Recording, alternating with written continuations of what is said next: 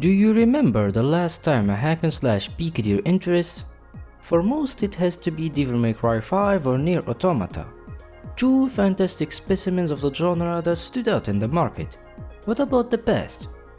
Specifically the PS2 where we witnessed all sorts of hack and slash games. The era enjoyed titles like Devil May Cry 3, Shinobi and of course, God of War. But amidst the offerings of the genre, there were a number of games that didn't enjoy the attention they deserved. One such game is Bujingai. This is the story of how this game was made.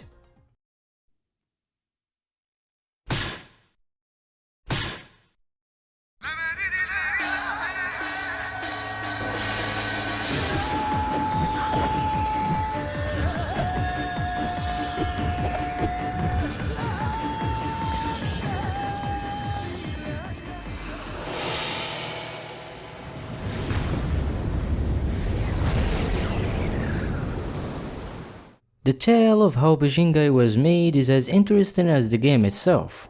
Everything happened out of the blue, which gave birth to a peerless and unique game that aimed to pay homage to Hong Kong cinema. According to the Wikipedia page, Bujingai was the result of Red Entertainment and Taito joining forces. But how did that happen in the first place? What led one company to another? I spent a few weeks searching for the answer, and lucky for you, I have it. Oji Hiroi, the creator of the popular Sakura Wars series, recalled the events that led to the making of Bujingai during his talk at the game's announcement at Taito's 15th anniversary, which was held on August 28, 2003. About a year ago, there was a post on Red's official BBC that said, "Why don't we work together with Taito?" Oji Hiroi said. At first, the team at Red Entertainment thought that it was merely a prank, but they quickly realized that the person behind the original post was serious about seeing Red Entertainment and Taito working on a game together. Shortly after, Red Entertainment contacted Taito about the matter. The beginning of this relationship wasn't a walk in the park, merely because of the professional barrier between Red Entertainment, a small independent developer, and Taito, on the other hand, a giant corporation with a legacy under its belt. In a question and answer article with IGN, producer Keisaku Okumura explained how hard it was to make this collaboration become true. But despite the rough start, both companies got through the initial obstacles pretty quickly, and the making of Bujingai began in 2001. The game took about 2 years in the making, with the first 6 months dedicated to pre-production, which encompassed planning, assembling the team, and signing deals with artists and other talents in the industry. At the helm of the project field, Hiroshi Aoki was positioned as the director and designer. On the left side, Yusuke Kuroda, known for his contributions to various anime shows, acted as the main writer. On the right side, Toshihiro Kawamoto, co-founder of Bones Studio and former character designer of Cowboy Bebop, was employed as the main artist. But one name shouldn't go uncredited: the Zontata band, who contributed to the game's magnificent music. Bujingai amassed a striking group of talents whose past experiences speak for them. But despite possessing such a powerful cast of talents, the team struggled with how they could make a Hong Kong-inspired game fun to play, or how they could emulate the magic of Wuxia style into a game. This is explored in one of the few interviews from Bujingai's official website. The first part was when Harumi Kasuga, Junya Ota known as Zan, and Hitoshi Kusuga were asked about the difficulties they faced when starting this project. And since the developer hasn't worked on a game as ambitious as Bujingai before, the developers struggled quite a bit. In the beginning, I had a lot of doubts about whether I would be able to express the martial spirit. He continued, "That's why the challenges were how to express the Wuxia-like feel and how to make it into a Wuxia game," Harumi Kasuga said. Where certain developers expressed their doubts, others demonstrated their excitement to go far and beyond. I mainly worked on effects, so I'd like to talk about that. But recent martial arts movies have some incredible effects, so of course, I thought the game needed to be more interesting visually. At first, I thought I wanted to create an effect that seemed impossible. If you think about it normally, it would be beautiful effect, but I wanted to create an effect that was even more impressive, Junya Ota said. Still, Junya Ota couldn't do everything he wanted until a later period in the project. Harumi Kasuga, who acted as the programmer, once doubted if the project would even come to life at the pace the developers were going at. Kasuga struggled with the programming, and Junya Ota faced issues with how to make the game's movement feel smooth and stylish, and other key members were unsure if such a project was even possible. We started with the head chicken area, but since there was no one in the company with experience in this area, we were really groping our way through the process. For the first 3 months, I couldn't see any results at all, and every day I asked myself, can we really do this? I asked myself every day, can we really do this? Hitoshi Kasuga said. After a few months of development, most of the fog that has been looming in the face of developers has cleared out. The game's development progressed smoothly until the end. In August 2003, Famitsu revealed in one of their issues that Bujingai was almost complete, with one of the biggest surprises of all time being the main character of the game being modeled after J-pop star Gakt. Taito knew what they were doing. Casting the likeness of Gakt into the main character would bring the game into the spotlight and give his fans an incentive to buy the game. At least, that's what Taito planned. After Famitsu's coverage of Bujingai, GameSpot was quick on its feet at summarizing the news. At the time of writing, Bujingai was almost complete and was slated for a winter release on December 25, 2003 to commemorate Taito's 15th anniversary release. Everything went smoothly at this point, with Gakt enjoying more fame and the game getting enough spotlight thanks to his performance at the conference back then. But what about the game's story? What's it about? We explore this in chapter 2.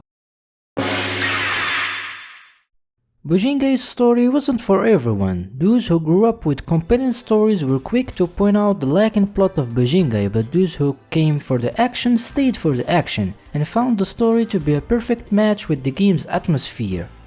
Set in the 23rd century, humanity has been devastated by an energy bomb, leaving only 30% of the population alive. Those who survived gained special abilities from the Earth's energy, which they honed by mastering martial arts to combat the roaming demons from the underworld. That is where your part comes into play. As Lo Wong, it's your mission to stop the madness and thwart the evil schemes of your possessed former friend. Armed with 2 swords, hair that could rival a shampoo commercial, and martial arts moves that even Chuck Norris would envy, you're not just kicking demon butt, you're doing it with flair and finesse that would make even the devil jealous. As you slice and dice through the underworld, demons quake in fear at the sight of your stylish onslaught.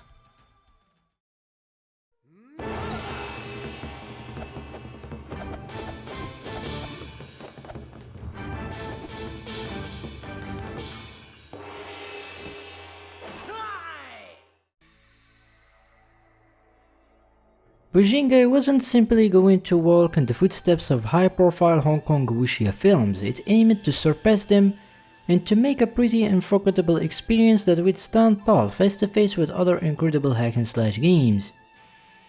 From the beginning, we discussed with Taito about creating a game that would surpass Hong Kong action movies. Therefore, we were more conscious of movies than of other action games. He continued, we asked ourselves this question. What's necessary in order to experience excitement that would exceed Hong Kong cinema? With that in mind, we came up with astonishing concepts, such as gliding and clashing and counter-attacking, Keisaku Ukumura said. At the time, hack and slash and 3D beat-em-ups were rapidly seeing contributions from several developers. Capcom graced the world with Devil May Cry and Onimusha, Sega made Shinobi and Kunoichi, Acclaim came up with Gladiator Sword of Revenge, and even Tecmo joined the race with a PS2 release of Rygar, which is now a relic of the past. It made sense that a company with such a history as Taito would want to show off its muscles, and this is where Bujingai was born. Bujingai boasted an impressive gameplay, complemented by an engaging hacking and slashing system that was easy to digest. Coupled with over-the-top Wuxia techniques that seemed to have leapt straight out of a blockbuster Wuxia film, the game rocked, similar in vibe to movies like Swordsman 3, The East is Red, Crushing Tiger Hidden Dragon, Zoo Warriors from the Magic Mountain, and other Asian action movies. Bujingai was just as optically compelling as it is vigorous. Everything about Bujingai screamed with quality, from the exaggerated animations, the compelling atmosphere complemented by the great music by Zontata, and of course, the great gameplay that holds up pretty well against several modern hack-and-slash games. Bujingai was a gem that didn't shine outside of Japan. And why is that? What led to the game flopping in the USA and Europe? We explore this in the next chapter.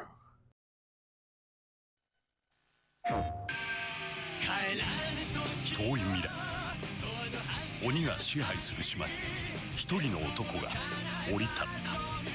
男の名はラウ・ウォング。鬼と化した友を止めるため、今戦いが始まる。華麗に舞い鬼を斬るハイスピード武教アクション、武人街。俺は諦めない。 Taito's marketing for Bujingai in Japan was stellar, with Gact serving as the game's prominent face. Posters featuring Gact were available for fans to purchase, along with various promotional merchandise, including an official guidebook published by Enterbrain, an art book published by Shingensha, and a soundtrack CD released by Zontata Records. Taito went as far as making an incredible TV commercial starring Gact, again swinging his sword and juggling in the air with style. Other forms of merchandise included a manga that was serialized in monthly magazine Z a month before the game's release in Japan, November 24, 2004. The manga wasn't just a quick cash-in adaptation of the game. As it turns out, it was more of a sequel that, while describing the events experienced in the game, expanded on the story department and introduced several new characters not available in the game. And while this is fascinating and all, a unfortunate part of all of this is that the manga is obscure, meaning that there is no English translation available. Even on well-known piracy sites, there is none to be seen. Other parts of marketing included Gact himself attending the conference where he could be seen playing the game. Plus, several print ads were made for the game as well, so it's suffice to say, Taito's demonstration of the game was fantastic. Bujingai was officially released on December 25, 2003 in Japan to positive reviews. It ranked 19th out of the 50 released games at the time and sold 43,116 copies during its debut week. The performance in Japan was impressive, but unfortunately, it wasn't replicated in the USA or Europe.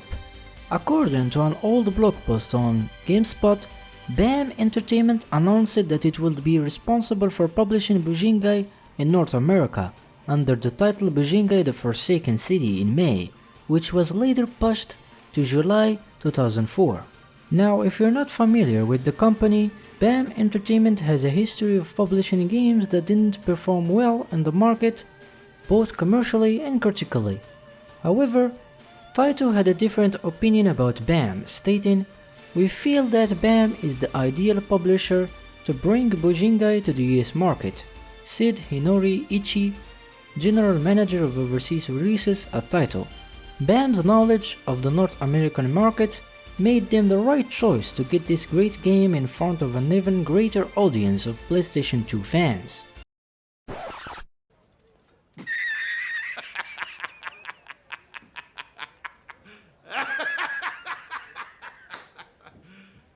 You serious? Unfortunately, shortly after, the company shut down. BAM Entertainment failed to market Bujingai effectively compared to Taito. There were no TV commercials, print ads, or any imported merchandise from the Japanese market, Even their presentation at the E3 2004, which was reported by the German-based multimedia outlet Power Unlimited, was subpar.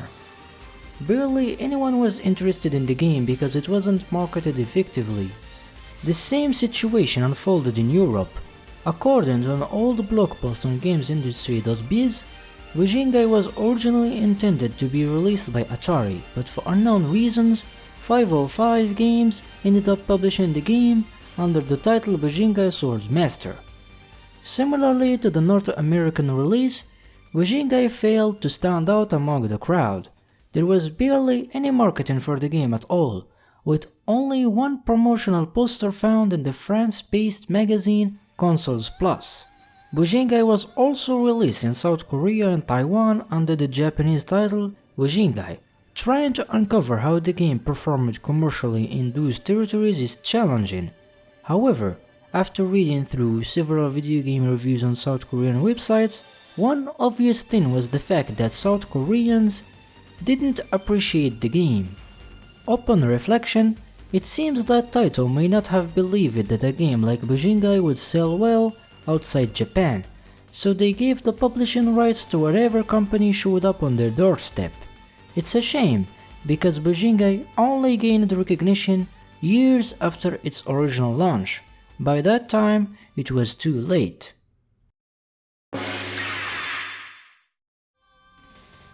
With the reception Bujingai received and the abysmal sales outside Japan, were there any plans for a sequel in the first place? Yes, there were. In an old archived interview conducted at gamasutra.com, Hiroshi Aoki shared his feelings about how he wanted to continue the Bujingai, but Taito didn't want to for unknown reasons. Well, the company wanted to go in certain directions. I did want to make more, but anyway, it didn't really happen, Hiroshi Aoki said. However, the story takes an interesting turn. After reading the untold history of Japanese developers book by Jean Chipaniak, it was revealed that there were plans for a Bujingai sequel and actual development had begun on the game before Taito ultimately cancelled it. Chipaniak, who interviewed Junya Ota, also known by his alias Zan, attempted to obtain information about Bujingai, but Ota was cautious about sharing any details that could get him into trouble. There are a lot of things I can't tell you for various reasons. Bujingai was in development and looked really good, but never got released, so that game existed, Zan said. Like every curious gamer about cancelled games, Jean Chipaniak tried his luck with another attempt at asking Zan about Bujingai 2, to which the interviewee replied, "I think the people who were working on the game were really enthusiastic about it. They were making it sillier and more tongue-in-cheek than the original. This is as far as we can learn from Bujingai 2, and only time will tell if the prototype build of the sequel will ever get leaked one day."